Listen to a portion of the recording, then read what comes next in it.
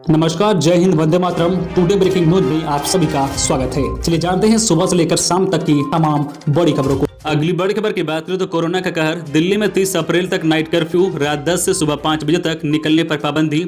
Corona की दूसरी लहर ने राजधानी दिल्ली समेत पूरे भारत में कहर बरपा रहा है, जिसके चलते कई राज्यों में नाइट कर्फ्यू लागू कर दिया गया है। इसी कड़ी में केजरीवाल सरकार ने भी मंगलवार को दिल्ली में नाइट कर्फ्यू का ऐलान कर दिया है। सरकार ने जो तत्काल प्रभाव से दिल्ली में 30 अप्रैल तक रात 10 बजे से सुबह 5 बजे तक कर्फ्यू का ऐलान किया है। दिल्ली में नाइट कर्फ्यू के दौरान जो लोग वैक्सीन लगवाना जाना चाहते हैं उनको ट्रैफिक मूवमेंट पर किसी तरह की कोई रोक नहीं होगी। इसके अलावा राशन, किराना, फल, सब्जी, दूध, दवा से जुड़े दुकानदारों को ई पास के जरिए ही कर्फ्यू के दौरान जो छूट मिलेगी। इसके अलावा जो है गर्भवती महिलाओं और इलाज के लिए जाने वाले जो है मरीजों को छूट मिलेगी। मीडिया कर्मियों को भी ई पास के जरिए ही मूवमेंट की इजाजत होगी। ID कार्ड दिखाने पर प्राइवेट डॉक्टर, नर्स, जो पैरामेडिकल स्टाफ को भी मूवमेंट की छूट दी गई है। वैध टिकट दिखाने पर एयरपोर्ट, रेलवे स्टेशन और बस अड्डे आने जाने वाले यात्रियों को भी छूट दी जाएगी। अगली बड़ी खबर की बात करें तो देश में कोरोना के कहर के बीच राकेश टिकैत की खुली चेतावनी। पूरे देश में लग जाए लॉकडाउन, नहीं खत्म होगा आंदोलन। देश भर में कोरोना के मामले बढ़ते जा रहे हैं और हालत फिर से बिगड़ गए हैं। कोरोना के कारण हर तरफ खतरा बढ़ गया है। ऐसे में दिल्ली की सीमाओं पर बैठे सैकड़ों की संख्या में किसानों पर भी कोरोना का सीधा खतरा बना हुआ है, लेकिन किसान इस आंदोलन को खत्म न करने की बात दोहरा रहे हैं। बीते कुछ समय से कोरोना ने ऐसी स्पीड पकड़ी है कि 7-8 महीनों का रिकॉर्ड टूट गया है। देश में पहली बार एक दिन में जो है 1 लाख से ज्यादा मरीज मिल रहे हैं, लेकिन कृषि कानून के खिलाफ हो रहे विरोध में जो है किसान जो है ऐसे खतरे होने के बावजूद हटने का विचार नहीं कर रहे हैं। भारतीय किसान यूनियन के नेता राकेश टिकैत ने कहा है कि जो है इसको शाहीन बाग मत बनने दो। उन लोगों को पूरे देश में लॉकडाउन लग जाए, लेकिन ये आंदोलन खत्म नहीं होगा। जो भी कोरोना गाइडलाइन होगी उसका जो है पालन आंदोलन स्थल पर किया जाएगा। हालांकि बॉर्डर पर किसान आंदोलन नियमों की जो है साफ अनदेखी कर रहे हैं। किसान ना तो मुंह पर मास्क और ना ही सैनिटाइजर इस्तेमाल करते नजर आ रहे हैं, जिससे जो है कोरोना का खतरा किसानों पर ज्यादा बढ़ जाता है। अगली बड़ी खबर की बात करें तो कोरोना वायरस का कहर। बीते 24 घंटे में देश में आए करीब 97,000 केस, 446 लोगों ने गंवाई जान। देश में कोरोना वायरस के पिछले 24 घंटे में 96,982 नए मामले दर्ज होने के बाद मामलों की कुल संख्या बढ़कर 1,26,86,049 पर चली गई है। इससे एक दिन पहले जो है देश में कोरोना के 1 लाख से ज्यादा 1,03,558 नए मामले दर्ज हुए थे। महाराष्ट्र, छत्तीसगढ़, कर्नाटक, उत्तर प्रदेश, दिल्ली, तमिलनाडु, मध्य प्रदेश और पंजाब में रोज तेजी से मामले लगातार बढ़ रहे हैं। इसके चलते केंद्र सरकार ने महाराष्ट्र, छत्तीसगढ़ और पंजाब के 50 जिलों में 50 हाई लेवल मल्टी जो है डिसिप्लिनरी पब्लिक हेल्थ टीम भेजी है। इन जिलों में जो है मामले बड़ी तेजी से दर्ज हो रहे हैं। देश में सक्रिय मामले अब बढ़कर जो है 7,88,223 हो गए हैं, जो कुल मामलों का जो है 6.21% है। वही रिकवरी दर घटकर 92.48% हो गई है। देश में जो है 446 मौत होने के बाद मरने वालों का आंकड़ा बढ़कर 1,65,547 पर पहुंच गया है। अगली बड़ी खबर की बात करें तो देश के नए मुख्य न्यायाधीश होंगे न्यायमूर्ति NB रमन्ना। 24 अप्रैल को लेंगे शपथ। न्यायमूर्ति जो है NB रमन्ना देश के अगले मुख्य न्यायाधीश होंगे। राष्ट्रपति रामनाथ कोविंद ने इनके नाम पर मंजूरी दे दी है। बता दें कि मौजूदा मुख्य न्यायाधीश जो है SA बोबडे ने अपने उत्तराधिकारी के तौर पर न्यायमूर्ति जो है NB रमन्ना के नाम की सिफारिश की थी। और जो CJI जो है SA बोबडे 23 अप्रैल को रिटायर हो रहे हैं और 24 अप्रैल को न्यायमूर्ति जो है NB रमन्ना जो अगले CJI के तौर पर शपथ लेंगे। बता दें कि जो है न्यायमूर्ति जो है नथुलापति वेंकटा रमन्ना को साल 2014 में सुप्रीम कोर्ट का जज नियुक्त किया गया था। हालांकि उनके जो है कार्यकाल में 2 साल से भी कम का वक्त बचा है, क्योंकि जस्टिस जो है रमन्ना 26 अगस्त 2022 को रिटायर होने वाले हैं। अगली बड़ी खबर की बात करें तो मिनी लॉकडाउन पर अनिल अंबानी के बेटे का कमेंट। कहा, नेता रैली कर रहे हैं लेकिन कारोबार पर रोक। महाराष्ट्र में कोरोना के केस तेजी से बढ़ रहे हैं, जिसे देखते हुए सरकार ने मिनी लॉकडाउन लगा दिया है। महाराष्ट्र सरकार ने कहा है कि 30 अप्रैल तक आवश्यक वस्तुओं की दुकानों, मेडिकल शॉप, किराना दुकानों के अलावा अन्य सभी बाजार और शॉपिंग मॉल बंद रहेंगे। वहीं उद्योगपति अनिल अंबानी के बेटे अनमोल अंबानी ने इस पर सवाल उठाया है। उन्होंने कहा कि नेता रैलियां कर रहे हैं, एक्टर शूटिंग कर रहे हैं, लेकिन कारोबार के लिए तमाम प्रतिबंध है। बता दें कि अनमोल अंबानी अनिल धीरूभाई अंबानी समूह की जो है कंपनी रिलायंस इंफ्रा और रिलायंस कैपिटल में डायरेक्टर हैं। अनिल अंबानी के बेटे ने अनमोल ने ट्वीट कर कहा है कि एक्ट्रेस, क्रिकेटर और राजनीतियों को जो है अपना काम बिना किसी रोक टोक के करने दिया जा रहा है, लेकिन जो है कारोबार पर प्रतिबंध लगाया जा रहा है। अगली बड़ी खबर की बात करें तो बच्चों को लेकर सावधान रहें। बिहार में 48 घंटे में 80 छात्र कोरोना पॉजिटिव पाए गए हैं। ज्यादातर की उम्र 14 साल से कम। कोरोना के बढ़ते प्रकोप के बीच लोग को अपने घरों के बच्चों के स्वास्थ्य को लेकर भी ज्यादा सतर्क रहने की जरूरत है। बिहार में पिछले 48 घंटे में 80 छात्र कोरोना पॉजिटिव पाए गए हैं। चिंता की बात यह है कि इसमें से ज्यादातर की उम्र 14 साल से कम है।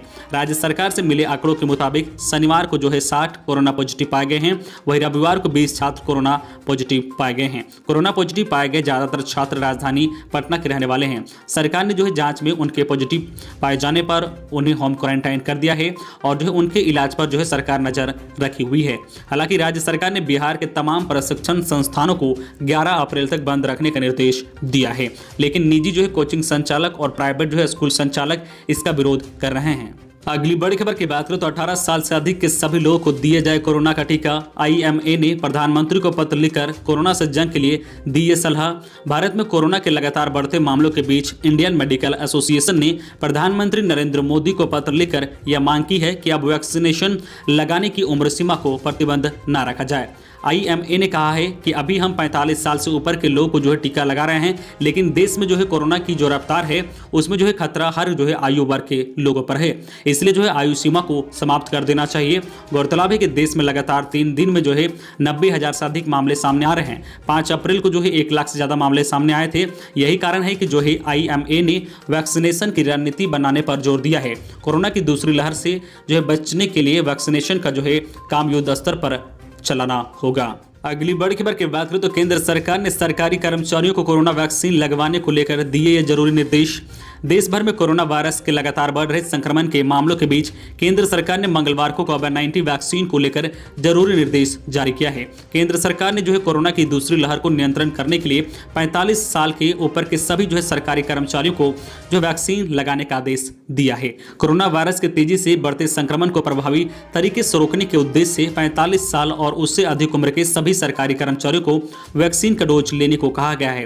कार्मिक मंत्रालय की ओर से जारी किए गए इस आदेश में कर्मचारियों को वैक्सीन के बाद भी कोविड-19 से बचाव के लिए सुझाए गए दिशा निर्देश का पालन करने को कहा गया है। इसके तहत लगातार हाथ धोना है, सैनिटाइजेशन, मास्क पहनना है और सोशल डिस्टेंसिंग का जरूर से पालन करना है। अगली बड़ी खबर की बात करें तो बिना मास्क नहीं मिलेंगे पेट्रोल, डीजल, दवाई और मिठाई।